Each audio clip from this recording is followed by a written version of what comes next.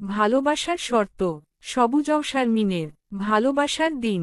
সবুজের হাতে লাল গোলাপের তোড়া, কিন্তু তার চেয়েও বেশি রঙিন শারমিনের সেই শিশুসুলভ আবদার, ফুল নিব, তবে তার আগে আমাকে তোমার বুকে জড়িয়ে নিতে হবে।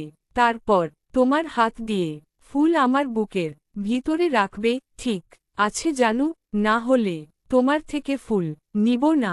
সবুজ মুচকি হেসে বলল, এই শর্ত না মানলে কি ভালো বাসা অপূর্ণ থেকে যাবে?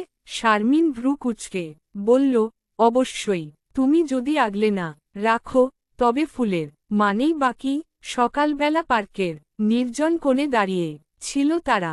বাতাসে হালকা ঠান্ডা, তবে হৃদয়ের উষ্ণতা গরম কফির মতো।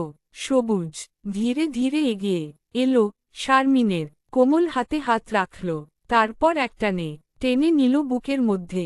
শারমিন প্রথমে একটু লজ্জা পেলেও পরক্ষণেই চোখ বন্ধ করে অনুভব করল মুহূর্তটার জাদু। সবুজ কানের কাছে ফিসফিস করে বলল, তোমার জন্য শুধু এই ফুল নয়, আমার পুরো হৃদয়ই তুলে দিলাম আজ।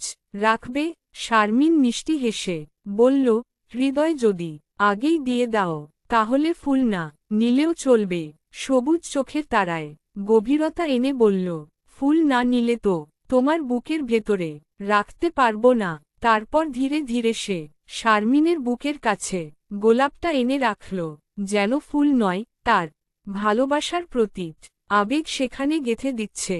শারমিন চোখ বন্ধ করল, আর মনে মনে ভাবল, ভালোবাসা আসলে এমনই, যেখানে ফুল থেকেও বেশি গুরুত্বপূর্ণ হয় একে অপরের অস্তিত্ব।